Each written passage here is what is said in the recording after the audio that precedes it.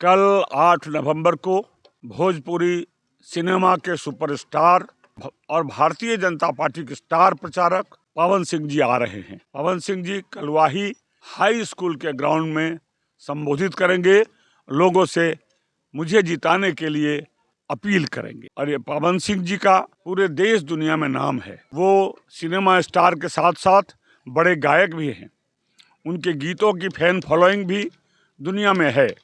इसलिए हम बेनीपट्टी के लोगों से अपील करते हैं कि आएँ, पवन सिंह का सम्मान बढ़ाएं, उसका लाभ भी उठाएं और साथ साथ मुझे कमल फूल पर बटन दबाकर विजयी बनाने की कृपा भी करें। कल एक रोड शो है, बेनीपट्टी से प्रारंभ होगा दिन के 11 बजे और स्मृति ईरानी जी उसमें शामिल होंगी।